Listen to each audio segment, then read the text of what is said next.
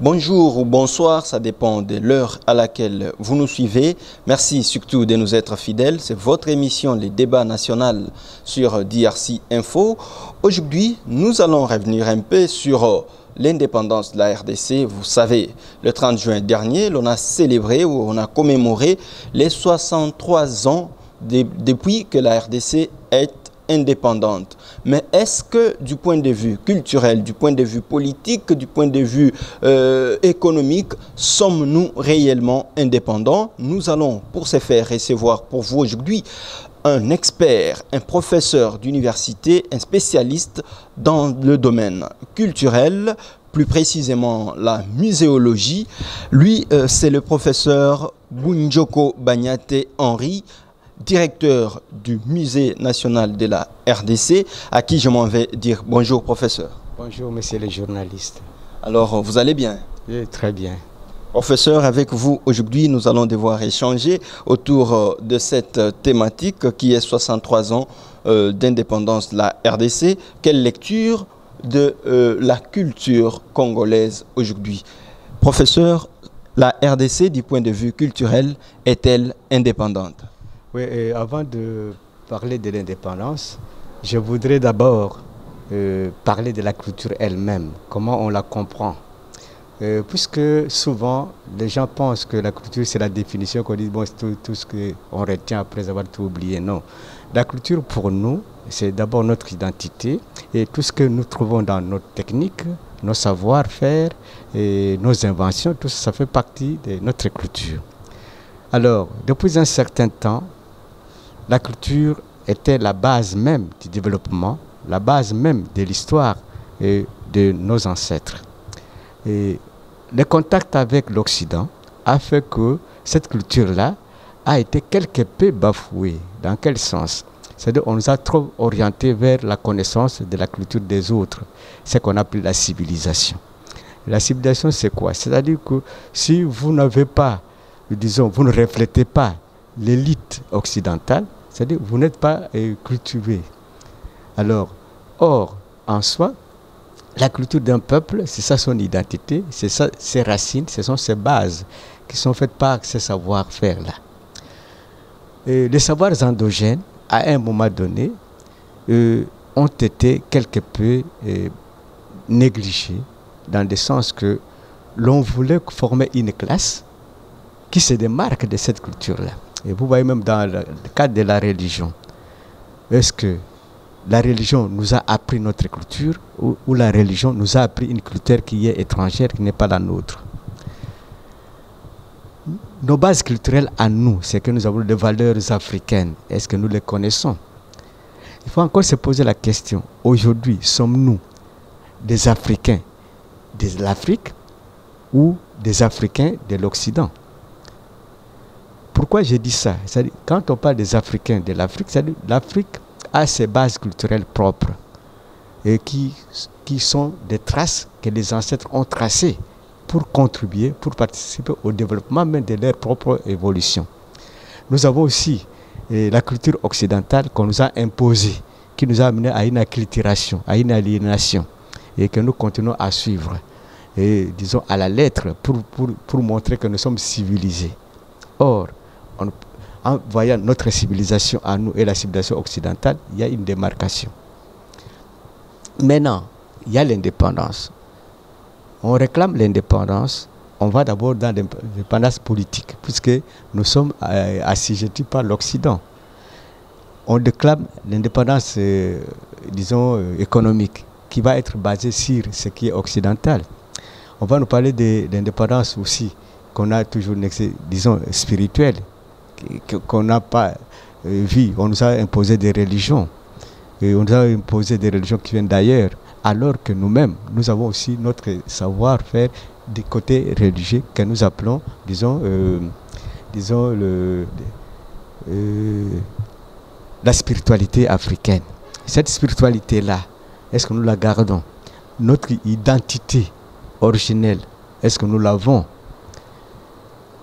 Je vous donnerai un exemple. Quand vous venez au musée, vous allez voir que nous avons fait une sorte de, disons, une exposition qui retrace à peu près notre histoire par rapport à la création, par rapport aux États, royaumes, empires, leur gouvernance, et par rapport à nos relations et des valeurs que nous reflétons de cela. Par exemple, le respect, l'amour inconditionnel, la solidarité, la paix, la vérité, justice. Et quand nous voyons ces bases culturelles-là, aujourd'hui, après l'indépendance, est-ce que nous cimentons réellement notre indépendance? Et vous allez voir qu'il y a beaucoup de choses, nous sommes en train de nous démarquer pour nous enfoncer davantage à ce que l'Occident nous impose comme ligne d'action qui peut faire parler de la culture. Et c'est ça le grand danger qui fait que nous sommes en train de quitter davantage la ligne même de notre culture pour épouser une culture imposée, peut-être qui ne nous concerne même pas. Alors, à ce moment-là, allons-nous parler de l'indépendance culturelle? Allons-nous parler d'une acculturation ou d'une aliénation qui s'accentue davantage? Ou allons-nous parler de cette culture qui vient nous effacer dans la course? Puisque quand on parle de la mondialisation, nous ne voyons pas notre participation. On parle de l'économie, du développement, on ne nous met pas dedans. Alors, on nous donne des lignes qui sont les lignes des autres. Et nous nous posons la question de savoir, est-ce qu'aujourd'hui, quand nous parlons de l'indépendance, il y a une indépendance mentale? Est-ce qu'il y a une indépendance spirituelle? Il y a une indépendance culturelle? Et c'est ça qui est le nez du problème. Mais nous donnons, ici au musée, nous donnons des bases qui montrent que nos ancêtres, par eux-mêmes, ont cherché des voies et moyens pour résoudre leurs problèmes. Et c'est ça qui faisait partie de leur propre indépendance. Alors, professeur, à vous entendre parler, c'est que jusqu'aujourd'hui, le Congolais a du mal à s'affirmer indépendant du point de vue culturel. Alors, qu'est-ce qu'il faut, en tant que spécialiste, pour que, cette fois-là, que les Congolais soient culturellement indépendants, mais surtout qu'ils s'approprient de ces valeurs? Effectivement, c'est le terme que je voulais utiliser là, que le Congolais s'approprie de sa propre culture, en la connaissant d'abord dans ce sens d'une culture où il y a les savoirs endogènes qui sont là, il y a les savoir-faire, il y a les valeurs fondamentales africaines, que nous devons nous rabattre à ça, sur ces valeurs-là. Même du point de vue technique, nous avons une technologie, mais que nous baffions parfois, puisque un Congolais le fait, nous, on n'est pas là pour l'appuyer, au contraire, nous voulons appuyer ce qui vient de l'extérieur. Donc vous voyez qu'il faudra qu'on s'approprie et qu'on puisse faire en sorte que quand il y a un Congolais qui invente, qu'on l'entoure maintenant de spécialistes pour que l'on puisse même le financer et le permettre à ce qu'il puisse faire ce qu'on appelle le Made in Congo. Et pourquoi ne pas le faire? Du point de vue culturel, nous avons la culture, notre culture, prenons la culture musicale, qu'on doit la rendre industrie même, et pour que ça puisse nous aider. Nous avons le tourisme, mais pourquoi ne pas faire le tourisme, disons, un développement du tourisme durable, alors sur nos propres bases, nos potentialités à nous. Nous gérons ces cultures-là. À ce moment-là, nous allons dire que nous nous sommes appropriés effectivement de notre culture. Le musée, il est là pour les Congolais. Combien connaissent les musées? Combien viennent se ressourcer au musée pour savoir quelles sont nos bases à nous? Et vous voyez, par exemple, prenons le cas, la solidarité africaine. Mais on s'écarte davantage de cette solidarité pour commencer à voir ce qui est l'individualisme. Et cet élan nous amène dans des dangers. Prenons aujourd'hui aussi, on nous impose les droits, disons, le droit de l'homme. Et les droits communautaires que nous, les Africains, mettons devant. Ça, on commence à les bafouer. Mais pourquoi ne pas aller dans ces droits communautaires pour voir ce socialisme-là africain et essayer d'avancer avec? Mais vous allez voir que même nos chefs, mais ce sont des chefs qu'on impose. Et on lui donne une ligne d'action, et c'est cette ligne-là. Mais alors, on va parler de l'indépendance quand on vous impose, non. Disons, et quand ils nous amènent des choses pour nous développer. Mais on ne développe pas, on se développe. Nous devons nous développer par nous-mêmes. nous devons maintenant orienter notre culture par nous-mêmes pour que cette culture-là soit aussi une culture importante qui participe dans le concert mondial. Il ne faut pas qu'on nous impose une culture, que nous allons apporter la culture des autres pour dire non. Que notre culture à nous soit une machine que nous moulons nous-mêmes pour participer maintenant dans les concerts. Vous voyez, nos bases culturelles, nous les avons. Les bases identitaires, nous les avons. Les potentialités, nous les avons. Mais comment les rendre maintenant, ou disons, une sorte d'industrie qui nous vend à l'extérieur, qui vend notre image à l'extérieur. Et qu'est-ce qui nous manque, nous, à faire en sorte que nous puissions chercher à valoriser notre propre culture là, dans tous les sens, puisque la culture, elle est plurielle. Notre identité aussi, elle est une identité plurielle. Et que chacun a ce qu'il connaît, ou ce qui lui est propre, où il se sent spécialiste, qu'il puisse contribuer. Mais alors, toujours dans la ligne de la culture africaine. Pas tellement s'écarter pour dire, moi je dois le prouver.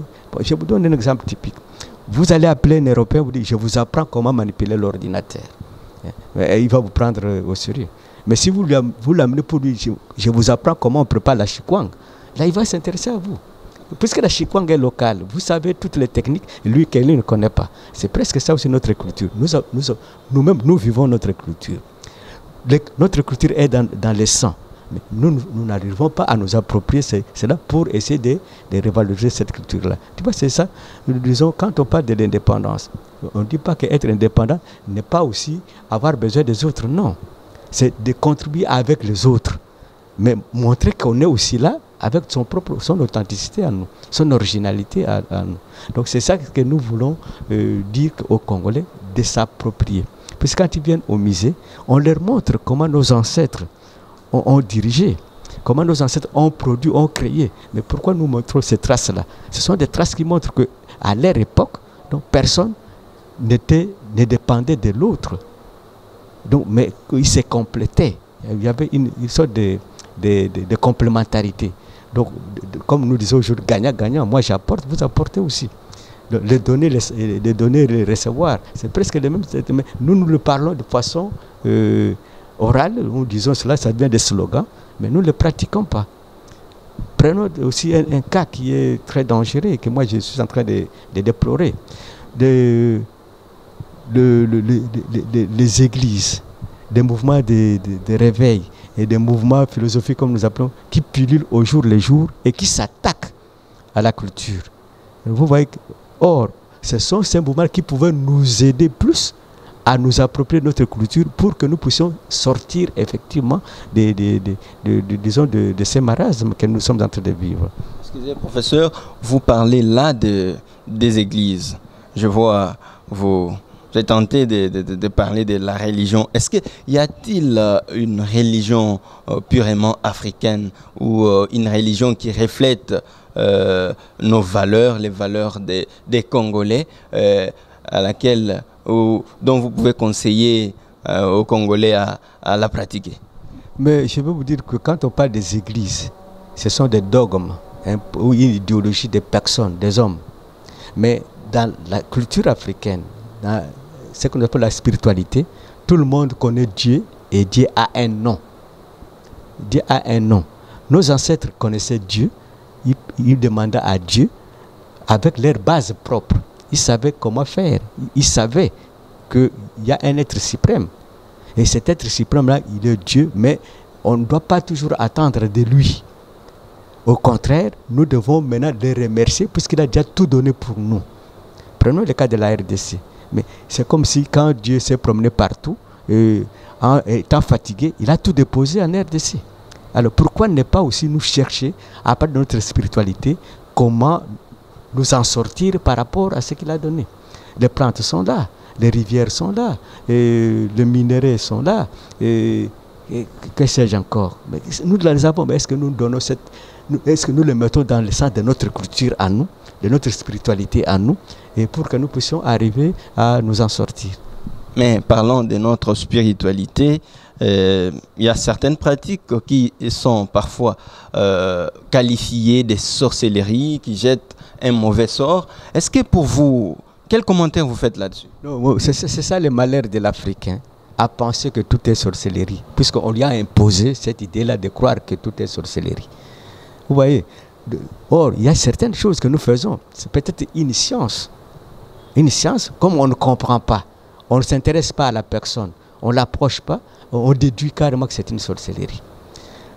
Je vais vous donner un exemple typique. Les Africains, ils ont ce qu'on appelle l'art de guérir, soigner, n'est-ce pas? L'Africain, c'est un processus. Il commence d'abord par la divination. La divination, c'est chercher à trouver la cause, n'est-ce pas? Mais il y a des pratiques qu'il va utiliser pour chercher cette cause-là. Dès qu'il a trouvé la cause de la maladie, il va maintenant utiliser les essences, qui soient minérales, végétales ou animales, pour que l'on soigne la personne. Dès qu'on a terminé à soigner la personne, on doit protéger contre les attaques éventuelles. Alors maintenant, quelqu'un qui ne comprend pas ce processus-là, il va taxer, non, c'est la sorcellerie. Bon, dans votre culture, quand quelqu'un se casse, il peut se casser le matin, à midi, se met debout. Mais puisque les gens connaissent des techniques pour le faire, quelqu'un qui ne connaît pas, il va taxer de la sorcellerie. Alors que ces gens-là n'ont utilisé que la nature pour faire de telles opérations. Mais alors si on s'approchait de ces gens-là, nous pouvons dire que la médecine occidentale, ça nous fait des problèmes, ça nous coûte trop cher. Maintenant, utilisons notre médecine à nous pour que nous puissions nous en sortir et que tout le monde aura accès, même facilement, à moins cher. Vous voyez, c'est ça. Nous avons la médecine occidentale qu'on fait des produits synthétiques qui nous coûtent trop cher, mais qui nous amènent d'autres problèmes également. Et alors que nous avons parfois des solutions ici sur place. Et ils font la même plante. Ils vont dans des marchés, ils prennent les mêmes plantes. Mais nous, les mêmes plantes, nous les sabotons, puisque celui qui est là, on taxe des sorcelleries. Mais le sorcier lui-même, ces mots-là de sorcellerie. Mais chez nous, c'est plus clair. Quand on parle de Kindoki, donc on sait que c'est le mal. Quand on parle de Nganga, Nganga c'est un sage. Donc, vous voyez qu'on fait la démarcation. Mais alors pourquoi ne pas dire, quand vous parlez de Kindoki, tout est vu de façon négative. Ce qui n'est pas bon. Dans chaque chose, il y a du positif, il y a aussi du négatif. Alors, mais il faut faire en sorte que l'on soustrait les négatifs pour orienter vers les positifs. Et nous, d'emblée, dès qu'on dit oh, c'est mauvais, prenons le cas. On nous dit nos ancêtres sont déjà morts. On nous apprend ça, n'est-ce pas? Mais quand vous allez dans d'autres cimetières à l'étranger, mais c'est le luxe. Vous voyez comment c'est orienté, tout ça. Mais chez nous ici, allez-y voir nos cimetières. C'est à détruire. Pourquoi? Nous n'avons pas besoin de nos ancêtres. Nous n'avons pas besoin aussi d'incarner ces gens-là. En tant que chrétien, on nous dit que les morts sont partis et il n'y a plus de relation entre les morts et les vivants. Alors pourquoi s'ils sont morts, on n'a pas besoin, mais pourquoi nous ne faisons pas leur ADN? Nous avons des tares de l'ADN chez nous, mais il ne faut pas les oublier. Et pourquoi nous portons leur nom? Alors, maintenant, je vais vous donner un exemple aussi très simple. Oui, Abraham, Moïse, on dit que ce sont des Juifs, n'est-ce pas? Ils sont en Israël. Vous allez les amener, vous allez leur poser la question, vous leur demandez Dieu d'Abraham, Dieu de Moïse, mais votre Dieu à vous, vous n'en avez pas. Vos ancêtres n'ont pas connu un Dieu que vous pouvez aussi revendiquer. Pourquoi seulement appeler quelqu'un de très loin? Puisque quand vous invitez quelqu'un, mais vous devez vous préparer pour le recevoir. Alors, un autre exemple typique, vous avez été étudiant, moi je vous connais, à ce moment-là je vous connaissais en tant qu'étudiant. Oui, vous deviez payer le Minerval. Est-ce que vous avez demandé ce Minerval au papa de l'autre ou à votre père à vous? Vous avez demandé au papa, on m'a demandé le Minerval. Mais si vous faites le même exercice, vous demandez au papa de votre ami, va-t-il vous donner de la même façon que quand votre père va vous donner? Non, nous avons notre terre qui est plus riche. Nous pouvons puiser dans notre terre ici, que ça va nous donner même plus riche que ce que nous avons demandé qu'on nous amène des produits synthétiques qui viennent de chez nous. Vous voyez, c'est presque ça que nous devons commencer à réfléchir. Si nous voulons nous en sortir, nous apprenons notre culture, ne nous posons pas des questions qui sont compliquées. On commence à se poser des petites questions. Notre façon de marcher, notre façon de parler, notre façon de rire, de nous habiller. Et vous voyez d'ailleurs quand les gens, nous avons des associations culturelles qui viennent exploser dans des festivals comme ça. Vous voyez que la fierté que chaque peuple montre par rapport à sa culture, l'habillement, la façon de faire l'art culinaire. C'est ça, ce sont des questions que nous pouvons dire. Est-ce qu'il n'y a pas moyen maintenant de travailler de cette même façon-là et de rendre un peu, disons, universel? Professeur, nous allons parler en tant que muséologue. Il y a aujourd'hui la question de nos œuvres d'art. Les œuvres d'art congolaises plutôt, importées à l'époque coloniale. Est-ce que toutes ces œuvres-là sont-elles toutes rentrées au pays pour être profitables au peuple congolais? Non, mais avant tout, je pense que vous posez un problème très sérieux que je préfère d'abord parler de ça avant de répondre. Pourquoi? Nos œuvres, on les a taxées de diaboliques, de fétichistes, tout ça. Je voudrais corriger quelque chose là-dessus. Nos œuvres d'art n'ont pas tous été utilisées pour faire du mal. Ils ont eu des fonctions. Il y a la fonction politique, par exemple, des œuvres qu'on a utilisées pour la légitimité du pouvoir. Vous êtes un chef. Mais on doit vous donner des insignes qui prouvent réellement que vous êtes chef. Vous avez un statut social privilégié. Vous voyez, il y a des objets qu'on a donnés aussi qui avaient joué une fonction éducative. L'initiation, l'apprentissage. On apprend avec ce qui est didactique. Alors, il y a des œuvres qui ont été aussi pour des croyances, telles que j'ai parlé de la médecine et l'art de guérir. Et il y a des objets qu'on a utilisés pour le social, montrer les relations que nous tissons, nous avec l'univers, avec les autres. Tous ces objets ont joué de tels rôles. Et ces rôles-là, c'était pour compléter la vie. Vous voyez, je voulais corriger cela. Maintenant, je voudrais arriver aux objets qui sont partis. Ces objets qui sont partis, il y a une problématique à soulever. La problématique, c'est laquelle? Il y a des objets qui sont partis de façon légale. D'autres sont partis de façon inégale ou illicite. Mais ils sont arrivés là-bas, ils ont été gardés pendant longtemps. Maintenant qu'il y a la restitution. La restitution, c'est quoi? Qu'on nous ramène ces objets-là. Cette restitution-là doit se faire aussi de façon concertée. Pourquoi? C'est-à-dire que quand c'est parti là-bas, ça fait longtemps. Ce n'est plus revenu. Et maintenant, nous cherchons à ce que ça revienne. Mais il faut aussi étudier, il faut que ça soit aussi un processus. Un processus, pourquoi? Puisque ces objets, nous devons voir, est-ce qu'il faut les ramener tous ici pour que nous puissions faire des musées à nous, et ça doit revenir comment? Nous préférons que pour nous, il y a un terme simple, c'est la reconstitution. Dans la reconstitution, c'est-à-dire qu'il y a des clauses qu'on doit faire au départ. Nous voulons ces objets-là, on va inventorier. Il faut inventorier, dire quels sont les objets que nous ne manquons pas, que vous pouvez nous ramener. Ce qui va rester, va rester. Alors maintenant, est-ce que nous avons des droits de propriété ou nous ne l'avons pas? Et si ça doit rester, comment nous allons nous entendre, puisque ça vous fait des fonds, ça vous génère des fonds. Est-ce que comment nous pouvons aussi gagner là-dessus? Et ce qui va revenir, nous devons étudier. Qu'est-ce que nous allons le prendre? Où le conserver? Comment le conserver?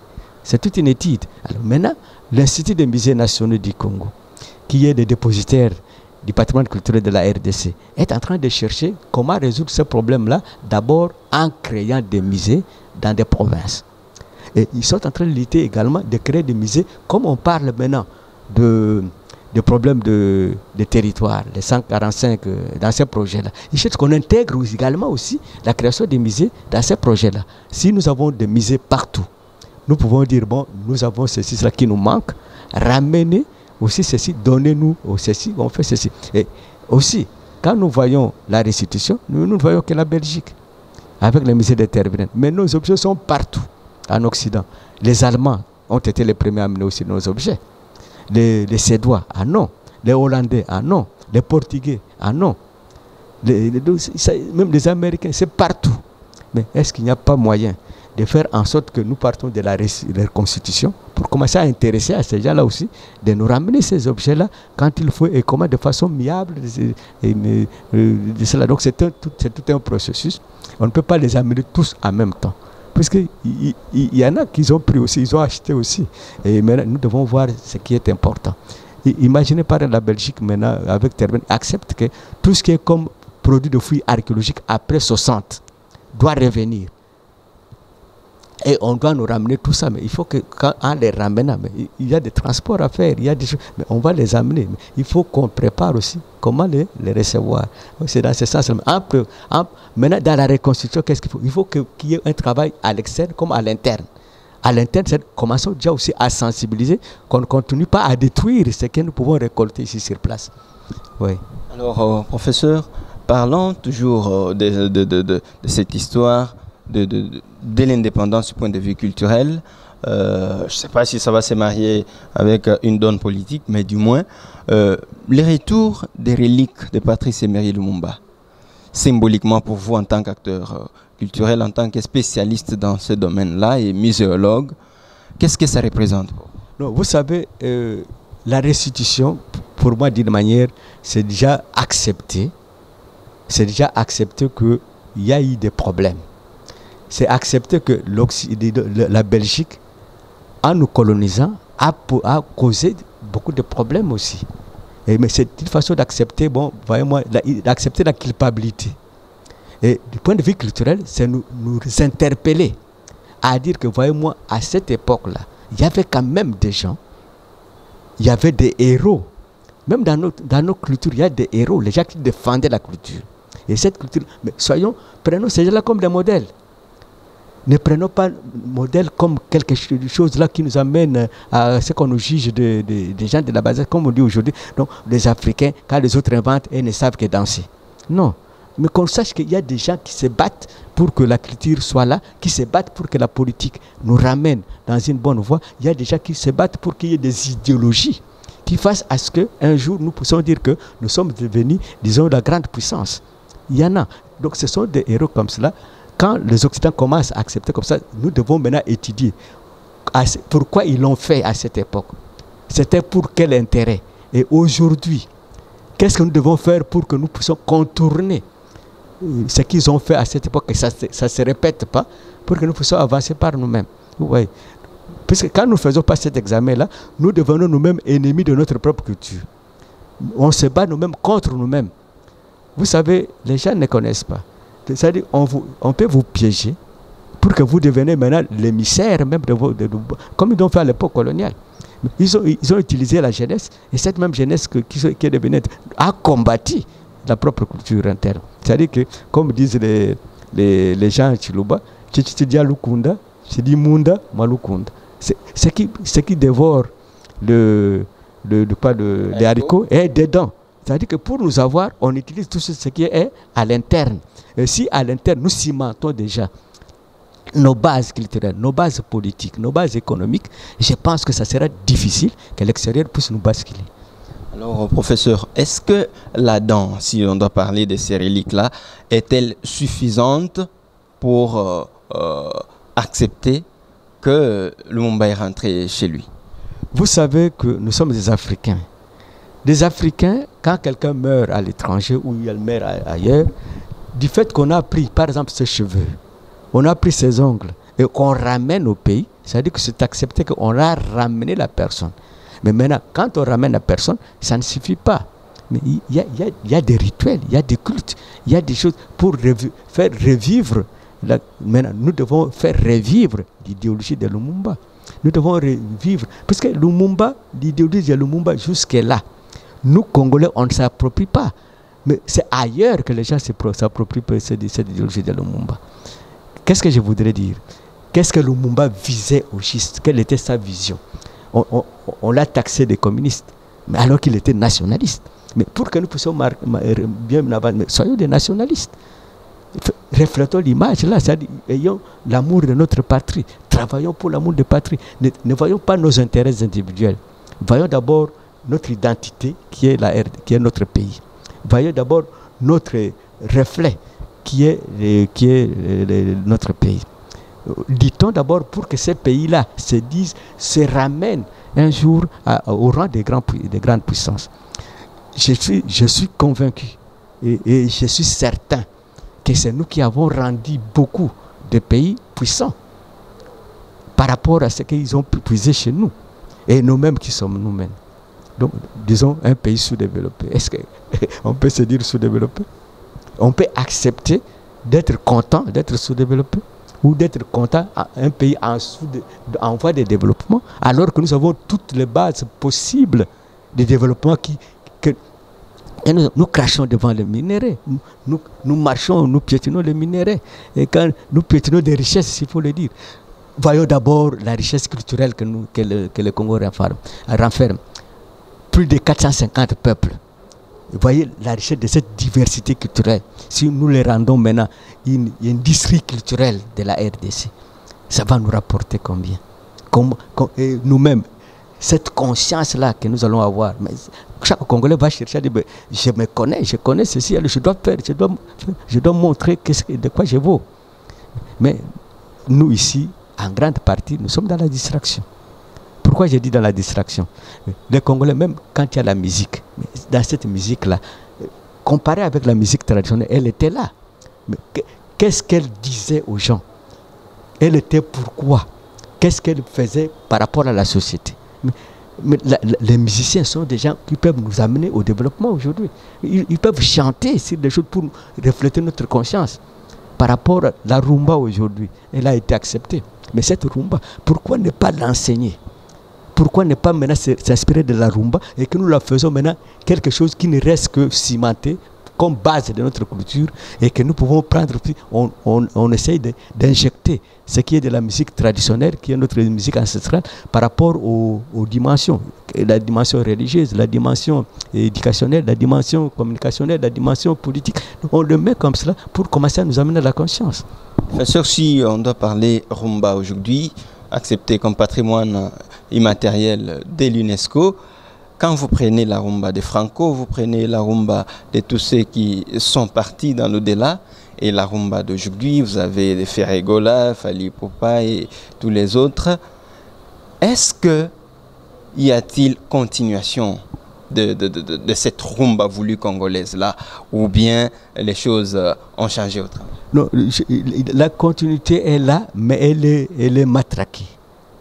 Qu'est-ce que je voudrais dire? C'est-à-dire qu'il y a une musique que la jeunesse exporte, cherche maintenant à faire en sorte qu'il fasse une sorte de concurrence avec la rumba. Parce que quand vous voyez la rumba en tant que telle, vous sentez du sérieux dans cette musique-là.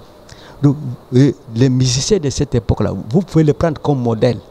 Mais c'est d'aujourd'hui, si vous le prenez comme modèle, je pense que c'est pour aller dans la dépravation. Puisque un modèle, c'est quoi? C'est quelqu'un qui véhicule des valeurs. Qui véhicule des valeurs, que ce soit des valeurs morales, que ce soit des valeurs éducationnelles. Mais si quelqu'un qui fait la rumba et qu'il puisse commencer à véhiculer ce qui est en dehors de nos bases fondamentales, quand nous avons fait des valeurs fondamentales, ça devient maintenant dangereux. Alors maintenant, ce que nous devons faire, moi personnellement, je préférerais que, comme la rumba a été acceptée comme patrimoine, que l'État aussi puisse donner, disons, de valeurs, puisse donner maintenant des instructions pour trouver quel est le modèle, que l'État puisse imposer le modèle. J'ai dit très bien imposer. Donc, la façon de se comporter et de se comporter, la façon de faire des choses, la façon de se faire. Si vous voyez les musiciens de cette époque-là, leur accoutrement, ils sont en costume, leur façon de danser, vous sentez, mais c'est d'aujourd'hui.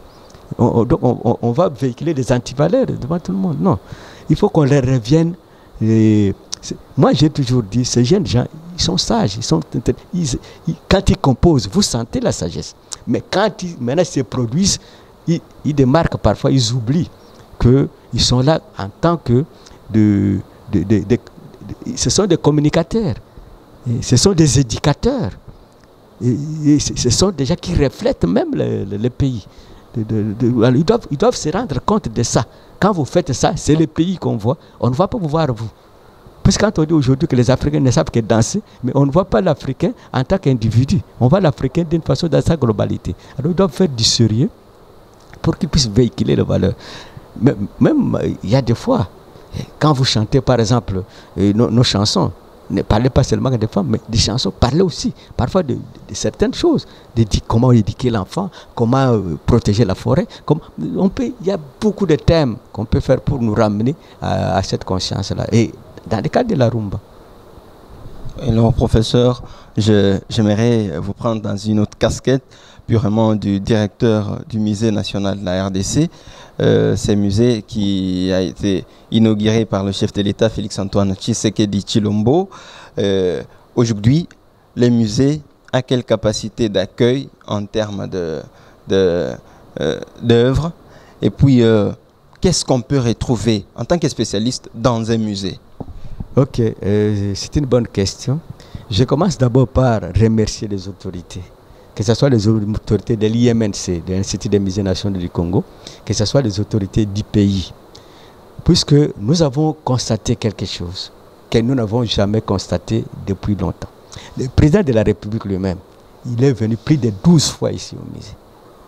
C'est-à-dire qu'il y a déjà une importance qu'il donne au musée. Et chaque fois quand il y a des réunions de grande valeur ou des conférences qui concernent l'international, tout ça, et ces gens-là finissent par venir au musée. C'est déjà quelque chose de bon. Ça, donc le musée est en train d'attirer davantage, disons, le public. Et il n'y a pas que le public congolais, le public scolaire, s'il faut voir, quand on commençait déjà, ça n'arrivait pas à une centaine. Mais maintenant, nous recevons, par mois, on compte des milliers. C'est-à-dire, il y a des fois où on est obligé, on voit comme ça, mais il y a 10 000 élèves qui sont passés. Parfois, vous voyez que, venez le week-end, vous allez voir comment les jeunes gens viennent voir les musées. Ils se sont appropriés de ces musées et ils voient que réellement, c'est leur bien, c'est leur propre bien. C'est un musée des Congolais et ils doivent tous voir les musées, ils doivent venir voir les musées pour illustrer leur culture. Alors, par rapport à la capacité, l'Institut des musées nationaux du Congo a cédé, puisque c'est ça qui gère tous les musées nationaux de la RDC. Alors, ils ont donné 12 427 objets. Dans les 12 400 objets, nous avons des réserves, puisqu'on ne montre pas tous les objets, mais nous avons exposé au moins 427. Et dans les 427, que nous avons exposé, nous montrons à peu près tout ce qui est notre vie. Commençons d'abord par la correction de notre histoire. Nous montrons des objets préhistoriques. Nous avons des traces où nous montrons vraiment qu'il y a eu des hommes préhistoriques ici chez nous. Nous montrons maintenant des civilisations du 4e siècle. Et nous montrons même des civilisations 20 000 ans avant Jésus. Alors, nous montrons maintenant qu'avant l'arrivée des Occidentaux au 15e siècle, il y avait une organisation des grands États, royaumes et empires qui sont nés. Et souvent, on vous parle de l'Empire Luba, de l'Empire Lunda, du Royaume Congo, du Royaume Kuba, mais il y en a eu plusieurs. Il y en a eu plusieurs. Et les objets retracent tout ça. Nous montrons maintenant, disons, les activités de la vie quotidienne. Et là, nous insistons par rapport à ces activités. Quand nous parlons de l'agriculture, nous allons également pour voir comment nos ancêtres arrivaient à protéger la nature, l'écosystème. Et il n'y avait pas de réchauffement climatique. Pourquoi? Quand on cultive, on doit laisser des enchères. Alors, comment protéger la nature? Nous montrons quand il y avait la chasse. Mais la chasse était réglementée. Et il y avait des zones qu'on ne pouvait pas faire la chasse. La pêche également. Donc on ne peut pas utiliser des moustiquaires à cette époque. Non, comment on faisait la pêche? Et comment, disons, les gens faisaient des industries, les tissages, la sculpture, la métallurgie. Nous montrons ça. Et nous montrons maintenant les activités de disons, le cycle de la vie, de l'enfance à la mort. Mais il y a des choses qui se passent. Il y a l'éducation qui est là. Il y a les mariages. Il y a les croyances, le pouvoir qui dirige. Nous montrons, nous retraçons et nous allons dans une salle où nous montrons des instruments de musique. Vous êtes communicationnel et de la communication. Alors nous voulons vous montrer aussi, nous montrons aussi des instruments de musique, comment ils ont dû faire un grand travail pour communiquer les messages, pour éduquer même la société. Alors nous les avons groupés il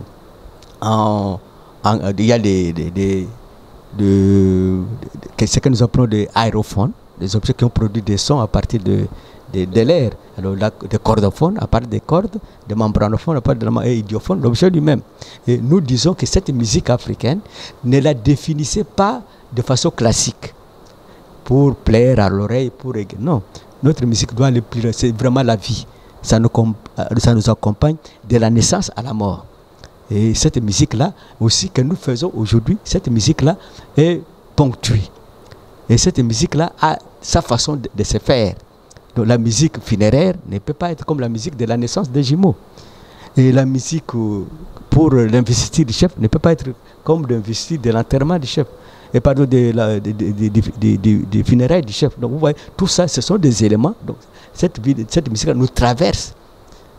Alors ce sont des musées. Maintenant, faites un effort de chercher à africaniser les musées. Qu'est-ce que ça signifie? C'est-à-dire que nous ne pouvons plus aller dans la connaissance des ethnies. 450 peuples, oh, les masques Tchok, les masques Luba, les masques Pende. Non. Pour nous, nous voulons voir qu'est-ce que ces gens-là ont fait. Ah, le pouvoir politique, réfléchissez là-dessus. Les initiations, réfléchissez. Les mariages, réfléchissez là-dessus. Les tissages, les métiers, arts et métiers, réfléchissez là-dessus. Et maintenant, cherchez maintenant à trouver comment nous pouvons aujourd'hui faire en sorte que ces industries-là contribuent maintenant à la culture moderne. Comment, pour qu'il y ait continuité, il ne faut pas qu'il y ait rupture. Et comment les moderniser? Aujourd'hui, quand quelqu'un se met en raffia, il prend maintenant des sacs que nous appelons parfois molokai. Mais les gens se prennent avec ce que ça gêne. Non. Quand quelqu'un maintenant des chefs coutumiers commence à mettre leur bonnet, ça ne gêne pas. Mais les gens qui ne comprennent pas, ils disent il est taxe de sorcier. Non. Il faut poser d'abord des questions. Pourquoi vous êtes différents de nous? Mais ils veulent se démarquer, ils mettent tous ces ainsi-là pour montrer leur légitimité, leur pouvoir. C'est comme ça que nous devons commencer à nous interroger. S'interroger. Nos objets, il ne faut pas les admirer. Avoir cette culture-là des Européens sur les beaux, l'esthétique, non. Alors, 63 ans après, les musées en RDC, est-ce qu'il y en a partout sur toute l'étendue du territoire? On fait un effort, mais ce que j'admire que effectivement, à l'époque coloniale, il y a eu des musées. Mais ces musées étaient des musées privés. Et ces musées-là avaient comme objectif de montrer aux Occidentaux le peuple qu'ils viennent maintenant coloniser. Mais depuis que le président Mobutu avait créé l'Institut des musées nationaux du Congo, en 70, et on a ramené les musées dans un sens, disons, africain. C'est-à-dire que le musée nous appartient et nous devons nous connaître nous-mêmes, connaître notre culture à travers les musées. Et c'est à ce moment-là que l'Institut des musées nationaux du Congo se donne le devoir d'ouvrir des musées. Il ne crée pas des musées. Lui a été créé, mais il ouvre des musées partout. Et maintenant, nous sommes en train d'ouvrir. Maintenant, on commence à compter 14, mais il y a d'autres que nous sommes en train d'étudier pour ouvrir. Nous devons maintenant couvrir disons, tout le pays avec des musées. Aller jusqu'à dans des territoires, même s'il faut aller dans des villages, on doit aller. Mais est-ce que les gens sont suffisamment sensibilisés pour comprendre l'importance de ces musées-là? D'abord, la symbolique, les musées, ça représente quoi? Le musée, c'est un lieu ou c'est une institution qui conserve le patrimoine. Tu vois, nous protégeons le patrimoine, qu'il soit culturel, matériel ou immatériel, mais du pays, d'un peuple, tout ça. Alors maintenant, quand nous le conservons, mais nous le conservons pourquoi? Soit pour qu'on vienne étudier, les scientifiques doivent étudier. Soit c'est pour l'éducation, les élèves viennent, tout ça. Mais il y a des gens aussi qui viennent pour le divertissement. Mais quand les gens viennent pour le divertississement, ce n'est pas pour... Il y a aussi ce qu'on appelle divertissement culturel. C'est-à-dire que quelqu'un peut venir pour mais pourtant apprenant les gars, savoir ce qu'est de la culture. Donc vous voyez que les musées font cela. Alors, les gens doivent comprendre que les musées n'est pas un sanctuaire où on expose des objets qui sont muets, où on expose de la sorcellerie. Non, c'est la culture qui est animée. C'est une culture vivante, dans le sens que nous sommes en train de partir, dans le sens que nous devons commencer à montrer comment ces objets ont été utilisés même dans la société, et pour que les gens commencent à s'approprier. Nous sommes restés toujours dans le cadre des masques, où les gens voient les masques danser, mais est-ce que l'art culinaire, la cuisine de chez nous, et il faut que les gens viennent voir comment on faisait cette cuisine. Vous savez, moi, je sais que j'étais encore petit, mais quand j'allais chez ma grand-mère, il faisait sa cuisine avec des marmites là, en poterie, qu'on appelle mingwangwa. Mais je vous assure que quand on préparait dedans, mais vous sentez le goût, et même la fierté de manger. Vous voyez, nous pouvons revenir à créer des choses pareilles, mais qui soient et quelque peu modernisé pour que ça soit aussi produit de façon industrielle et nous pouvons amener aussi chez les autres. Mais ces autres-là, quand ils font, ils les amènent chez nous, nous les acceptons. Mais je pense que si nous le faisons aussi de façon systématique et bien organisée, ils vont aussi accepter. Bon, professeur, mais par rapport à tout ce que nous voyons là comme objet, comme œuvre, d'où ça vous provient? Ce sont des objets récoltés dans nos milieux traditionnels, dans nos villages et faits par nos propres ancêtres. Donc nos ancêtres ont fait ça, disons, comme je vous ai dit là, c'est pour compléter leur vie. C'est pour les accompagner dans la vie. Et ils en ont profité pour qu'ils développent, disons, leur société à travers ces mêmes objets-là qu'ils ont produits. Et maintenant, vous allez de village en village, vous les récoltez et puis vous les ramenez. Oui, ici nous les amenons pour refléter cette culture-là et apprendre aussi aux autres. Mais dans des villages, nous sensibilisons. Nous sensibilisons pour que les gens ne puissent pas abandonner cela. Qu'on cherche maintenant comment étudier pour essayer de rendre ça profitable à la société, profitable au pays. Donc ça dit, nous formons des gens. Il y a des intellectuels qui sont formés, mais ces gens-là doivent utiliser leur matière grise pour permettre à ces paysans-là de vivre de leur culture-là. Vous savez, aujourd'hui, quand nous allons dans des villages, moi je suis allé une fois, j'ai dit aux gens, mais nous sommes en train de nous déplacer à 25 km pour aller acheter un gobelet en plastique. Mais nos gobelets qu'on fait ici en bois, qu'on boit du vin là-bas, qui est en même temps médicinal. Mais pourquoi ne pas fabriquer ça, rendre ça quelque chose de choses avec des messages qu'il y a dedans, commencer à boire le vin avec ça ici. Et ça vous soigne en même temps. Mais quand vous vous déplacez déjà jusqu'à 25 km pour aller acheter des choses, des gobelets en plastique, et quand vous les ramenez ici, parfois en 2-3 mois, c'est cassé, vous êtes obligé de faire les mêmes opérations. Mais si quelqu'un les produit ici, vous ne payez même pas le transport. Mais vous buvez quelque chose en même temps qui vous soigne, vous buvez dans quelque chose qui vous soigne. C'est comme ça. Moi-même, personnellement, malheureusement, je ne bois pas le bois, mais j'ai ma coupe à moi. J'ai ma coupe à moi. Quand je voudrais aussi essayer de remémorer mes ancêtres, je prends cette coupe. Je bois même de l'eau, même si je ne bois pas de vin. C'est pour montrer carrément que non, c'est vraiment rentable, parce que c'est médicinal, ça soigne. Alors, professeur, qu'est-ce qui détermine l'importance d'un objet pour qu'il soit placé dans un musée? Est-ce que vous prenez tout ce que vous voyez ou bien il y a des critères? Non, disons, quand nous allons d'abord, le premier critère, c'est quoi? C'est-à-dire qu'il ne faut pas prendre ce qui est encore, disons, utilisé là-bas, ce qui est encore opérationnel. Ou soit alors vous demandez s'ils ont les doubles. Vous voyez? Mais il faut que ce soit quelque chose qui a je voudrais dire qu'il y a une histoire. Vous voyez? Qui veut parler de quelque chose, soit refléter une fonction, soit refléter, disons, une industrie, soit refléter, disons, un symbolisme ou une communication. Donc c'est ça. Donc, prenons par exemple, je prends un tambour, je l'amène, mais je voudrais vous montrer dans cet tambour, je dois parler de la musique, comment s'est passé de la musique, et pourquoi on l'a utilisé, comment on l'a utilisé, ainsi de suite. Donc ça, il ne faut pas que j'amène quelque chose, que vous commencez, que nous appelons par des choses ethnographiques, où je ne vous dis rien dedans, non. Il faut que j'arrive à vous dire pourquoi, qu'est-ce qu'il cache. Qu'est-ce que je voudrais même dire à la société par rapport, et c'est pourquoi nous le mettons par rapport au thème, pour que les gens comprennent facilement. Donc quand je parle de la forge, mais je dois amener des preuves que cette forge-là a existé et comment ça se faisait. Il faut commencer d'abord par la métallurgie. Vous allez puiser des minéraux, vous les amenez, et vous mettez du charbon, vous les fondez, vous allez maintenant dans la forge, vous formez maintenant, vous faites maintenant un outil. Il faut qu'on remonte à ça. Donc nous montrons des objets qui ont un sens, qui ont un message, qui ont été réellement utilitaires. Et professeur, par rapport à ces objets-là, on retrouve des objets qui ont un pouvoir qui peut encore agir. Mais avant que cela n'arrive au musée, est-ce que ça vient avec ce pouvoir-là ou bien il y a des rituels qui se font pour les désacraliser? Oui, effectivement, comme nous disons que si vous retranchez un objet des sommeliers naturels, parfois l'objet ne réagit plus.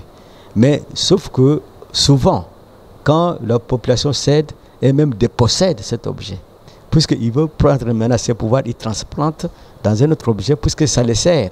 C'est leur pouvoir à eux, Mais souvent, nous ici, c'est la symbolique seulement de ces pouvoirs-là que nous montrons. Et il y a d'autres objets que les gens, effectivement, ont pris comme cela sans les déposer. Mais quand ça arrive ici, tant qu'on ne l'anime pas, donc l'objet reste inerte. Mais les messages restent dans le sens qu'on vous montre qu'on l'a utilisé pour ceci, pour ceci, pour cela. Professeur, en tout cas, le temps nous fait défaut, sinon on se rend compte qu'on a beaucoup de matière à discuter avec vous. Mais pour aujourd'hui, quel peut être votre message ou votre dernier mot? Mon dernier mot va dans des volets. Nous exigeons l'indépendance. Il faut que cette indépendance soit réellement une indépendance. C'est-à-dire, qu'est-ce que je vous dis? C'est-à-dire, nous dépendre d'abord de nous-mêmes. Chercher à nous suffire d'abord par nous-mêmes avant de donner aux autres. Avant de nous ouvrir aux autres. Ou soit alors, ne nous ouvrons pas trop aux autres pour que nous puissions, disons, nous nier nous-mêmes. Qu'est-ce que je voudrais dire ici? C'est-à-dire que nous devons connaître, donc nous armer, comme disaient les aînés, nous armer de la culture pour essayer de voir comment les autres ne peuvent pas nous percer facilement pour nous détruire. C'est-à-dire que nous devons, je connais, je dois pratiquer dans l'intérêt collectif. Dans l'intérêt collectif, de telle manière que je participe moi aussi. Et à ce moment-là, l'indépendance sera cette indépendance-là par rapport aux autres. Ils ne peuvent pas venir nous imposer quelque chose puisque nous, on se sent insuffisant dans cela. Du point de vue culturel, nous devons nous approprier de notre culture, puisque c'est ça nos racines. C'est ça notre base même de l'évolution. Et à ce moment-là, quand nous connaissons notre propre culture, nous connaissons la valeur de notre culture. Nous connaissons les bases de la culture. Nous sommes capables d'inventer, puisque nos ancêtres ont inventé. Nous sommes capables de faire à genoux aussi les autres, puisque nos ancêtres ont fait à genoux aussi les autres. Qu'est-ce que je veux dire pour dire à genoux? C'est-à-dire leur dire non, ça non, pour ça non, puisqu'ils cherchent à le prendre chez nous. Nous devons avoir des choses que nous nous imposons. Donc nous devons avoir dire que quand on nous amène, oui, mais qu'est-ce que nous donnons au contraire? Dans la mondialisation, nous devons exiger qu'on montre aussi notre participation là-bas. Mais quand on parle de la mondialisation, on vient nous imposer. On parle de la civilisation, on va nous imposer. Vous êtes avec moi, la francophonie. Nous sommes en train de chanter la francophonie. Mais pourquoi ne pas créer aussi une journée comme ça où nous faisons aussi la congolophonie, où nous amenons nos langues, chacun dans nous commençons à connaître nos langues et chercher maintenant comment les rendre. Puisque moi, quand j'étudiais, on nous apprenait toutes les langues nationales à l'école. Mais aujourd'hui, même des écrits, il y en avait. Aujourd'hui, il n'y en a plus. Et c'est seulement le français. Non, mais quand le français va aller dans nos maisons, nos enfants dans nos villages, terminé, et nous n'allons plus parler nos langues. Donc l'indépendance, c'est chercher d'abord aussi à valoriser sa langue. Merci beaucoup, professeur Henri Bunjoko Bagnat. Je rappelle que vous êtes directeur du Musée national de la République démocratique du Congo. Merci de nous avoir disposé de votre temps pour édifier nos téléspectateurs qui sont de partout à travers le monde. Je crois que ça vaut la peine parler culture, parler notre identité, notre histoire, parce que nous en avons besoin. Quand on ne sait pas d'où l'on vient, on ne saura où on va. On est perdu. Mais cette fois-là, quand nous retrouvons des icônes, nos scientifiques qui peuvent nous ressourcer en termes de connaissances, c'est toujours un réel plaisir de les avoir. Et pour vous, je crois qu'avec moi, l'on a été édifié aujourd'hui. C'est votre émission Les Débats Nationaux sur DRC Info. Merci en tout cas de nous rester fidèles à nos programmes. Merci à Dieudonné Mouzika qui était derrière la caméra, à Rabi Mayele pour la réalisation. Et quant à moi, je vous retrouve très prochainement. Ciao.